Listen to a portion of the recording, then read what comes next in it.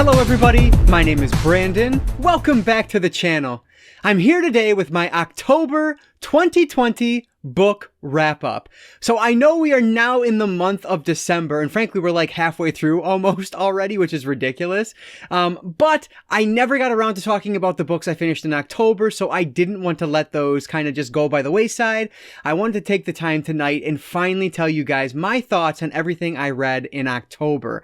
So initially my plan was to fit October and November into one video, but I talk too much, and so I am going to split these up into two separate videos. So thank you guys for your patience and waiting for my October wrap up. I hope it's worth it. Hopefully you guys will have some recommendations or some things to avoid by the end of this video, but we'll see. So in October, I ended up finishing 9 books. So we have 9 things to talk about today. And then at the end, of course, we will talk about some of my stats. So let's not waste any time at all. Let's dive right in. The first book I ended up finishing in October was called Gravity by Tess Gerritsen. So this was a medical thriller. And frankly, I had no interest in reading a medical thriller, but I asked my buddy, I was curious on which authors' bibliographies he's completed. And one of them was Tess Gerritsen. And I said, well, I don't know anything about her. Can you recommend me one of your favorites? And he pointed out Gravity. And it sounded really cool. Like, it sounded something, in my head at least, I envisioned that it was going to be something like The Thing, but instead of being set in Antarctica, it would be set in space. Unfortunately, that's not at all what this book is. This is quite literally a medical thriller that happens to be set in space. Like, it could have been set virtually anywhere, and the stakes would have been different, like the possible outcomes would have been different, but I don't know that the story as a whole would have really have changed all that much if it wasn't set in space. So that was pretty disappointing to me. So with Gravity, we are following the story of Emma Watson. She is a doctor who has always dreamed of studying living organisms in space. Well, she, through a kind of series of unfortunate events for these other people, she ends up getting that wish, and she ends up in space at the International Space Station. Unfortunately, while she's there, things kind of go awry, and there is this bacteria that starts taking over and infecting the crew and eventually killing them. So it essentially is her trying to figure out, 1, what's going on, and 2, how do I stop it so that we can get back home safely? So that's really what this is. And like I said, it is a medical thriller. So if you like medical thrillers, you might get more out of this than I did. I have so little interest in medical thrillers. My wife loves all those medical shows. I cannot stand them. I'm not going to choose to read another medical thriller if there are other options out there, and there are always other options. But I think what I was most disappointed was, 1, it didn't live up to what I was expecting it to, which I can't blame the book for that. It's not the book's fault that it's not The Thing in space. Like, it didn't claim to be. It just, the synopsis led me to believe that maybe this is something that would be up my alley, and unfortunately, it just wasn't what I was hoping. I will mention, I wanted to know how things were going to end, so I did want to see it through to the end. At no point did I think to myself that I'm going to not finish this, and no, I'm going to DNF it. That never came into my head. I just wanted it to get to the point a little bit quicker than it did. I also didn't really care for the characters here. Like, given the situation, there was a fate that I expected for these characters, and it would have made sense. That would have been the most realistic and logical ending to this. But the ending is just completely, like, Hollywoodized, I guess, is the best way I would say it without giving any spoilers. I can't talk too much about it because I don't want to spoil anything for you guys, but I thought the ending just felt like somebody else came in and tacked an ending on it to make it a certain way that it didn't need to be at all. And I hate when things feel that way. Like, give me a genuine ending. I thought it jumped the shark at the end, and I was so disappointed by the way things wrapped up in this. So that was disappointing. And when you're kind of rooting, I don't know if I was rooting for a characters or, a character or characters to live or die, but if you're not rooting for them to live, that's a problem. And even if I wasn't hoping they would die, I didn't really care whether they would live or died. And so that's a problem when you're reading any book. So while I thought this one was pretty well written, like, I enjoyed the dialogue between these characters, I thought was well done. The setting was cool. I thought it, did its space setting pretty well. That's really it. So I didn't hate it, but I didn't love it. It's very forgettable, which is something I did not want to say at all when I read the synopsis of this one. So I ended up giving Gravity by Tess Gerritsen 2.5 out of 5 stars. If there are any other medical thrillers out there that you think I would love, like, please let me know, because maybe I'll give them another chance if I find one that, like, looks like something that would be a lot of fun. But this one, unfortunately, just wasn't for me. So, I don't know. You win some, you lose some, and then others just kind of fall right flat in the middle, and that's what Gravity did. Next up was another recommendation for me. This is called The House of Thunder by Dean Koontz, and I did this one on audiobook thanks to Scribd. So here is one that I have just kind of been anticipating simply because it is a Dean Koontz novel. I have never read a Koontz novel until this book. So this was one that I put a Koontz novel on my like 10 novels to read list at the beginning of the year. I did put TikTok on there as opposed to this one, but I couldn't find TikTok in audiobook form anywhere. And so I wanted another audiobook, so I decided to do this one instead of TikTok. But either way, I was just very excited to get to a Koontz novel because I collect them all the time because they're so cheap at the thrift store and they're everywhere. Any thrift store you go to, you're going to find a Koontz novel most likely. So I pick them up if there's something I don't have. But the question now is, will I continue to do that?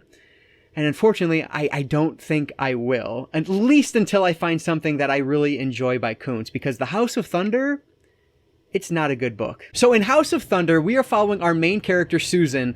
She wakes up and she's at a hospital and she has amnesia. She doesn't remember how she got there, what's going on, anything. Well, it turns out they tell her that she was in a near fatal car accident and they've been nursing her back to health ever since. So she's been in a coma for like 4 to 8 weeks. I don't remember exactly. At this point, that's all she knows. She doesn't remember anything at least her immediate past. One thing she does remember though is a traumatic event that had happened to her like 12 years ago. Her fiance was actually murdered by these men in a hazing ritual gone wrong, essentially. Actually, it was more of a hate crime because her boyfriend was a Jewish man, and these guys didn't like that, and so they ended up killing him, and then they actually left her for dead, but she ended up surviving. And then over the course of the 12 years, these 4 men died. That's how she understands it at this point. So it's weird to her when all of a sudden she sees one of these men walk into her room. It's like an orderly basically at the hospital, and she's certain that it is one of the 4 men who attacked her and killed her husband, or not, I think it was her fiance. It was either fiance or boyfriend. And then it's not just one, but all 4 eventually come into play here. And so basically this becomes a story of what is actually going on here. What is reality? Is Susan just suffering from her car accident, seeing things that she shouldn't, kind of mixing faces together? Are these ghosts? Is there something else going on here? Like, what's happening? And that's what the story of The House of Thunder is all about. So this is an interesting idea, right? Like, that's what drew me to the story. I thought they could do a lot with this. Unfortunately, they don't do much with this at all. First and foremost, I was super disappointed with Koontz's writing style. Like, his dialogue between the characters is just so unrealistic and so stilted. Like, they say things that people wouldn't say. Like, I almost felt like I was reading a novel from the 50s at points instead of a novel. I think this was released in like the mid 80s originally. And it just doesn't feel like things that actual people would say, which is terrible to me. I didn't like that aspect of it at all. There was just like some references, some things that Koontz says in there that are they're not okay by today's standards, which, I can't judge it based on today's standards because it was written in the mid 80s, but it's still something that kind of stood out to me and kind of irked me in the wrong way, probably because I wasn't enjoying what I was reading. It is much too long. It is really slow paced and just drags on much longer than it needs to. So again, like with Gravity, I'll admit I wanted to know where things were going to go. Unfortunately, with Gravity, I was just disappointed by the ending. Here, I was like mad by the ending because it was so ludicrous, absurd, and just ridiculous. Like, I could not stand the ending to this book. The way things went, the twists that it took and the turns that it took were just so dumb. I was so mad that I wasted my time finishing this thing. So I did not enjoy this one in the least. Now, again, like with the medical thriller, if there's a Koontz novel that you think is just amazing, please let me know, because at this point I am quite turned off by Dean Koontz as a writer. But I would love to hear from you guys if there's anything else that I should try from Koontz to give him kind of a second chance, because I don't want to write him off after one novel, but maybe after 2 or 3, and if I'm not liking what I'm reading, then maybe I just find out that Koontz isn't for me. But let me know down in the comments below if there's anything else you would recommend from Dean Koontz. At the end of the day, it's just The House of Thunder was not for me by any stretch. And I actually talked to my buddy about it, and as I was reading, I was thinking maybe if I was younger or, you know, hadn't read as many thrillers as I have now, like maybe I would have appreciated this and kind of thought it was fun. And so I asked him, you know, when did you read this? And it turns out he read this when he was like 16 years old. So I can understand why he liked this as a 16-year-old, but as someone who's, you know, twice that age plus, it's just, I didn't buy into it at all. And you really have to go for it if you're going to appreciate the ending of this book. So not worth it. Do not recommend it at all. I ended up giving The House of Thunder by Dean Koontz 1.5 out of 5 stars. I guess I should have mentioned earlier that like my main goal for October was to read all horror books, and the first two I read, it was a medical thriller and then just a thriller. Neither of them were really horror in the horror genre, so that was a little bit disappointing. Fortunately, the third book I finished in October. It was the only ebook I've read all year, and it's one that I've been wanting to read since it came out back in 2019. This is called Autumn Crow, written by Cameron Chaney. Now, Cameron Chaney's name might be familiar with you if you are a booktube watcher like myself. He is a booktuber here on YouTube, and his channel is fantastic. It's actually one that I highlighted in my underrated booktubers video back in January of 2020. So I definitely recommend his booktube channel if you have not checked it out yet, and I definitely recommend this book if you've not read it yet. So Autumn Crow is actually a short story anthology, and all of the stories take place in the fictional city of Autumn Crow, which is set in Ohio. The fact that this book is set in the Midwest is kind of something that like Cameron Chaney wears out on his sleeve. Like he's very proud of that, and his book is very much a Midwestern fall feeling book. Like for me, it was like putting on a warm sweater because I am a Midwesterner and I love, you know, October. I love the fall, that time of year. So it was very comforting when I started reading this book because it just felt so realistic and natural to someone like myself who has spent his whole life here. So regardless of where you're from, though, if you appreciate that fall, you know, that kind of autumn feel to your horror, you're gonna probably enjoy this one. So this one started off with like, I think I described one story as sweet, which I wouldn't have expected going into this. It was very much quiet horror, which I didn't expect when I picked this book up, but I think he does it so well. That said, as the book progresses, it does pick up a little bit. Like, there's one, I forget the title of it, but it's basically a body horror book, or a short story, rather. And I think he does it so well. Like, it's not super graphic, super descriptive, but it is creepy, and it is kind of cringeworthy a little bit. And I would really like to see that character expanded upon, because I think he did such a good job with that story. There are stories in here that I thought were okay, fine, and then there were stories in here that I really enjoyed. The ones I really enjoyed definitely outweigh the ones that I thought were just okay. There are 8 stories in total, and I would say probably, I don't know, 5 or 6 of them were ones I thoroughly enjoyed, while the other 2 or 3 were just okay. I thought they were fine. So even though there were some I enjoyed more than others, don't take that as a criticism of the book, because there's never a short story anthology where you're going to love each of them the same as you're going through them. It's just not going to happen. So I think Cameron Chaney does a fantastic job with this world. Like, they are not tied together explicitly, but there are little things that are mentioned in each of the stories that kind of tie in with things that you're going to read or things that you have read already. And I love that about it. It kind of loosely ties it all together, and it makes it all feel like you're reading a story that takes place in one location, which is exactly what he was going for. At least I imagine that's what he was going for. If it was, he succeeded very well in that. So I am really interested in reading more from Cameron Chaney. Like, I really hope he does like a middle grade book in the future, because he's a huge middle grade horror fan, much like myself. And I think he would probably do that really well. Some of the stories here kind of felt they were from that same vein. So I feel like he would do a really good job with that. So I'm really interested to see what he does next. I will definitely be grabbing it, whether it's a, you know, another short story anthology, or if he goes the novel route, I'm down, because I really enjoyed this one. So you can pick up this short story anthology on ebook for $2.99 on Amazon. If it sounds at all interesting, it's definitely worth the $3. There is a paperback option as well. I think that's like $11, $10.99, something like that. So if you want to go the paperback route, you can go that way. But if you just kind of want to dip your toes in, definitely check out the ebook. So I ended up giving Autumn Crow by Cameron Chaney 4 out of 5 stars, and I definitely recommend it if it's one that you haven't checked out yet.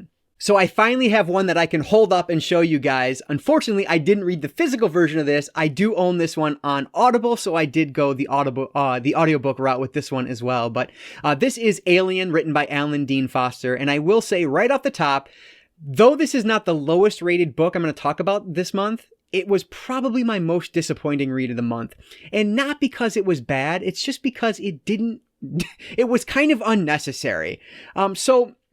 This, of course, is the novelization to the Alien film, so I'm not going to talk about what Alien is. Everybody who's watching this channel, I'm sure, knows what the story of Alien is, even if you haven't seen it or read the novelization, which you probably haven't read the novelization, but everyone knows what Alien is. So basically, why I read novelizations, and what I loved about the original trilogy novelization for Star Wars, I read all of those this year, was that they all expanded upon what I already loved, and they did it in such an interesting way. Alan Dean Foster even wrote the original novelization to Star Wars. So he's an excellent writer. I know that. Is this book well written? Absolutely. Alan Dean Foster is the king of novelizations. He's an incredible writer. So no problems there. It was simply the fact that this didn't add that much to what I already know of this world. So again, why I read novelizations? To expand upon what I love. This didn't do that. So I'm not going to sit here and say that this was 100% the movie, because that wasn't the case at all. There are some additional scenes. There's some changes here that, like, I'm guessing, were from the original script that were changed in the final cut of the film and so on. But none of it really adds to the story at all. So I don't know. I guess I don't really have much else to say about this. I thought the audiobook was narrated fine. It wasn't anything to write home about. The writing was great because it's Alan Dean Foster, but I don't know. There just wasn't much to this. I felt like I wasted my time with this one, much like House of Thunder. Like, I just felt like I wasted my time reading this. So the question now becomes, will I continue on with these novelizations like I did with Star Wars? And honestly, like, I own the first three, I believe, or I know I own Aliens at least, because I bought it at the same time as this. And that's also written by Alan Dean Foster. It is longer than this one, but there's more action in Aliens than there is in Alien. And I feel like that might translate to novelization form a little bit better. Really, why do we love Alien? We love the movie Alien because of its amazing set pieces, the use of tension, just that alien popping in the background out of nowhere. Like, that's why we love Alien. It's not a terribly fast-paced movie by any stretch of the imagination. It's more of like a haunted house film, but done in space. And that's why we love Alien. And you kind of lose that when you're doing it in the novelization form. Now, Aliens, on the other hand, the sequel, I feel because there is a bit more action, I might get a little bit more out of the novelization of the book than I did with this one. So we'll see. I don't know if I'm going to continue on right now, but hopefully sometime down the line, I will check out Alien. So I thought Alien it's not bad by any stretch. It's just, it didn't really seem worth my time. So I ended up giving Alien by Alan Dean Foster 2.5 out of 5 stars. Next up is a book that I've been wanting to read for a long time. I bought this specific copy back when I first started collecting books in like 2009, 2010. And we have, from Clive Barker, The Hellbound Heart. So if you don't know, this is actually the story that Hellraiser, the film, is based off of. So this is one that I've been wanting to read for the longest time, and I'm so glad I finally got to it. So basically, the story here is, it's so incredibly difficult to explain the story, but basically it starts off with this character opening this kind of like Pandora's box of sorts that is supposed to like unleash like his greatest pleasures, anything his heart desires he can have. Something goes wrong, and he's basically sucked into the box, and that's that. And then the character from the prologue's brother and his wife show up at the house. It's their parents' old house, and they're moving in. And the wife, who actually had an affair with the brother, who was kind of sucked into this world, realizes that there's something going kind of odd in one of the rooms. Eventually, things happen, and she has to feed the room in order to bring back her dead brother-in-law. So that was the absolute worst way to describe Hellraiser ever, but that's enough. You guys know what Hellraiser is about anyway. So yeah, this was so well done. Like, I'm so glad I finally read this. Clive Barker has an intimidatingly great use of the English language. Like, he is absolutely a poet, and I'm so glad that he chose to write horror as opposed to something else, because his writing, he could have literally written anything and excelled in it. I promise you. But the fact that he decided to write horror is just our gain as horror fans, because it is so well written. He expanded my vocabulary, which is something I said about Alan Dean Foster when I was reading the original Star Wars novelization. Like, I felt like I was reading up as opposed to reading down, and I really enjoy that. So I was thoroughly impressed with Clive Barker's writing here. The story itself, so I'll admit it, I am not a big fan of Hellraiser. Like, I've seen the movie only once, and it was a number of years ago, but I didn't love it. And so because of that, I kind of pushed off the book a little bit, but I wanted to check it out, and I'm glad I did, because I think the book, it does it a lot better than what I remember the film doing it. Now, that said, it's pretty remarkable how close of an adaptation the film is to the book, at least what I remember of it. So I actually have this on like Amazon Prime. I think it's streaming right now. So I need to watch it. I need to give it another shot, because I feel like maybe there was something I was missing. Maybe I was in the wrong mindset. I don't know, but I need to give Hellraiser another shot, especially after having finished the book. What I think is so interesting is that the main character that we know from the Hellraiser franchise, which is what, like 10 movies long at this point, 9, 10, 11, something like that. The main character is Pinhead, right? And he's even on the cover here. Pinhead is only in like 2 paragraphs in the very opening, I don't know if it's the opening chapter or the opening prologue of this book. And honestly, I missed it the first time I went through it, and I got to the end, I was like, wait, where was Pinhead? And then I had to look it up, and I was like, oh, there's the 2 paragraphs where he's mentioned. He doesn't say any lines. He appears and then disappears right away and is never mentioned again. So the fact that we get this like iconic character in the horror franchise or the film franchise of Pinhead out of this is pretty remarkable. So I don't know. That was just super interesting to me. But I think this is a really well written book that if you have any interest in Hellraiser or the story sounds interesting to you, definitely check it out. I cannot wait to see what else Clive Barker has to offer me. I've only read a couple of his short stories from the Books of Blood, but I need to read some more of his novels because he did such a great job with this. So I really enjoyed this one. I ended up giving The Hellbound Heart by Clive Barker 4 out of 5 stars. I did quite a handful of audiobooks in the month of October, so this next one is also an audiobook. This is one that I did on Hoopla, and it's called 127 Hours on the Moon, written by Johan Harstad. This is one that I heard about on BookTube years ago, and it sounded interesting, and I actually saw that it was at my library, so I ended up borrowing it from there, but I decided to go the audiobook route just because I was driving a lot, so I did that instead. I'm not going to spend a lot of time on this one because I have virtually nothing positive to say about this book, and so just criticizing it does not really add to the discussion of it at all. So I will say this is basically the story of these 3 teenagers who win this prize of traveling to the moon. Basically, NASA, when they had people on the moon originally, they had this like secret base that they built, and they kept people on the moon.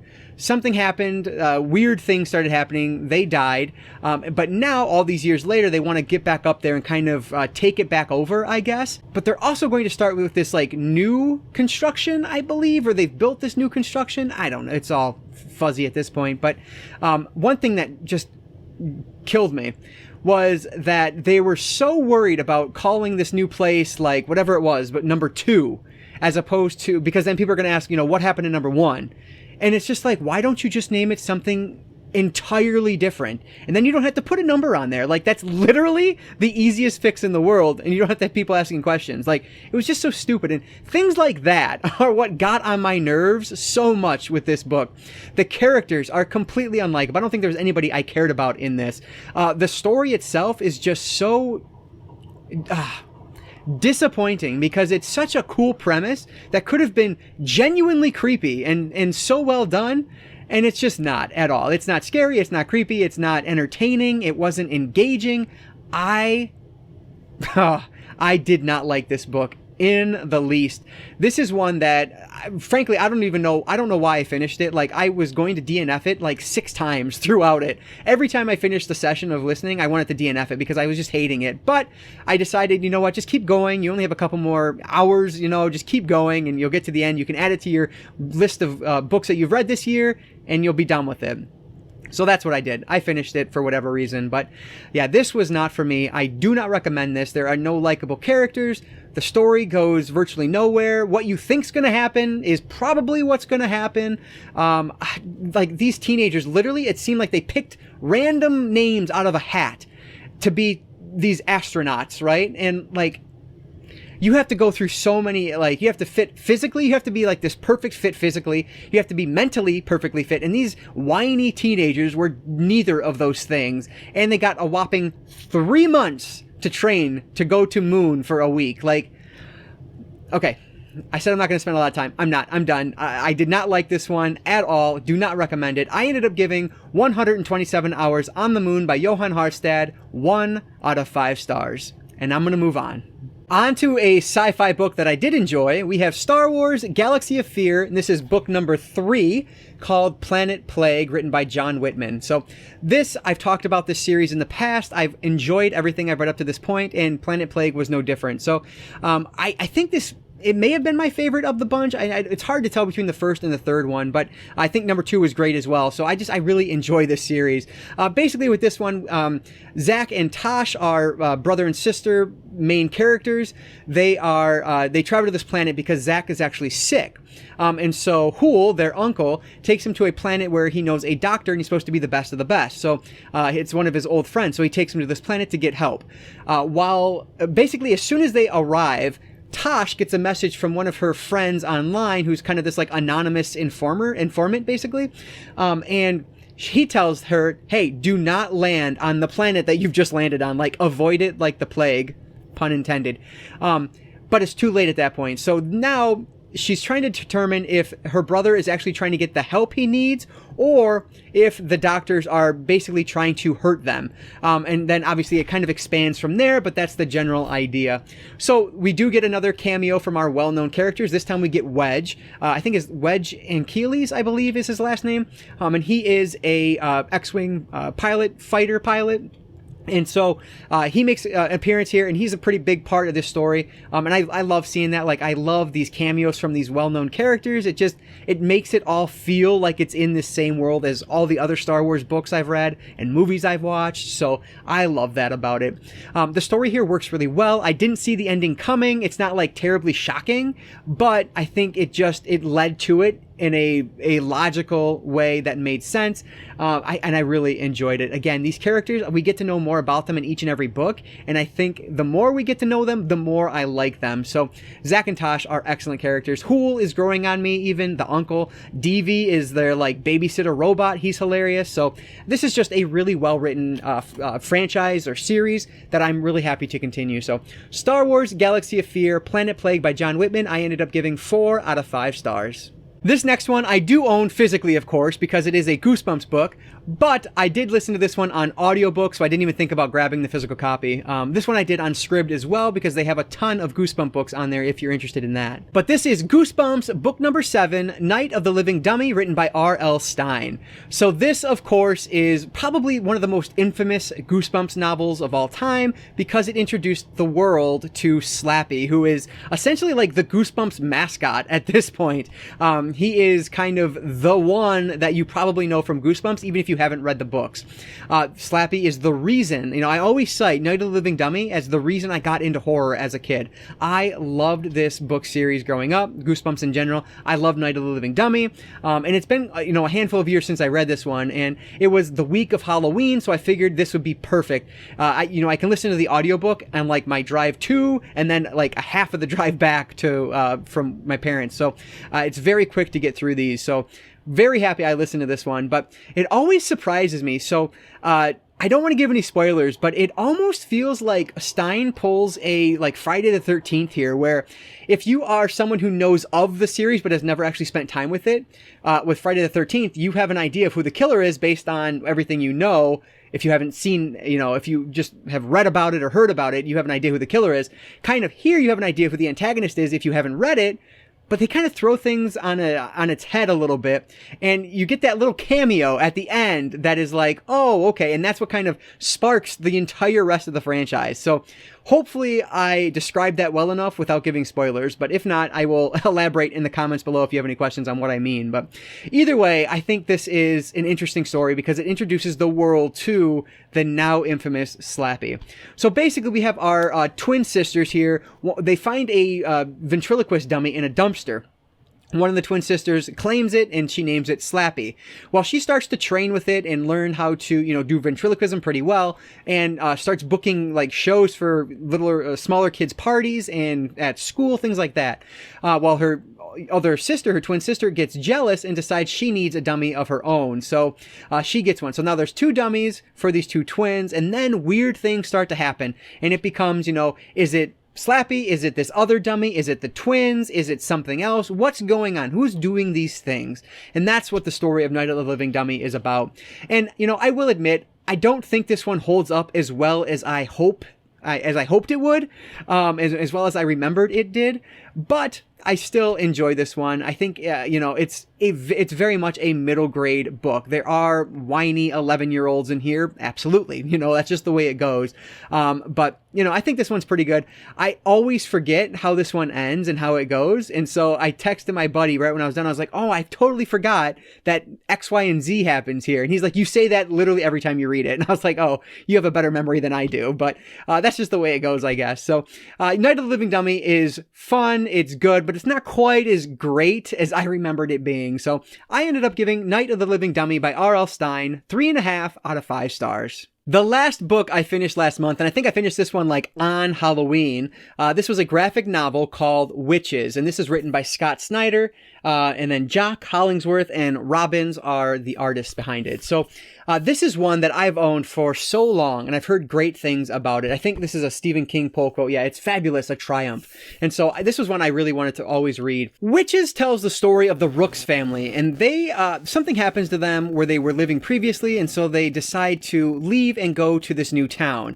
trying to basically escape a past trauma. When they get there, obviously we're dealing with a witch story. The title of the book is Witches, after all.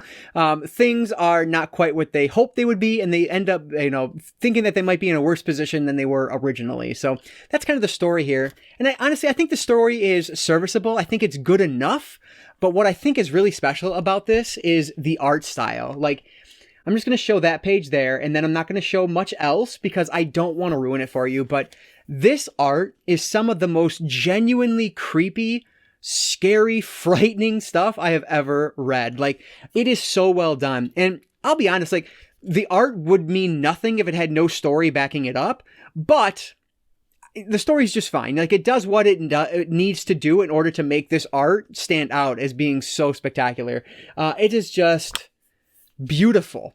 The detail, the art style that they go with, which I showed that one page, and that's all I'm going to show because I want you guys to experience it yourselves. But the direction that they go in, it's not like ultra realistic, and it works so well. It's like a bit of fantasy, and just the art style almost reminded me a little bit, just like the use of color, which is like a very faded, toned down color, reminded me of something like 30 Days of Night, if you've ever read that story. At first, I thought it was the same artist, but it's not. I think Ben Templesmith does the art for 30 Days of Night, and that's not who does it here. I already mentioned it was Jock Hollingsworth and Robbins. I don't know who those people are other than the ones that worked on this. But yeah, I definitely interested in checking out more of their work because they did such a fantastic job. So this one I thought would have been excellent if the story grabbed me a little bit more.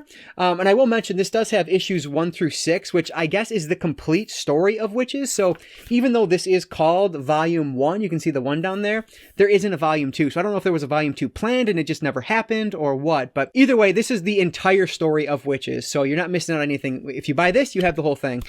So yeah, I would recommend this one because of the art style alone. I think it's just fantastic. So I ended up giving Witches by Scott Snyder 3.5 out of 5 stars. And don't let that fool you. I still think this is one that I highly recommend if you are into graphic novels, especially if you're into the horror genre and graphic novels. This one is fantastic for that. All right, now it's time for my stat junkies out there. Let's talk about some of my stats from my reading month of October 2020. So, starting with format, I did 5 audiobooks, which is, I think, like probably the most audiobooks I've ever done in 1 month. So that was cool. I did 3 physical books, and then my first and only ebook of the year was done in October. So that was good also. From my source, 5 of them were from my collection, and 4 of them were borrowed.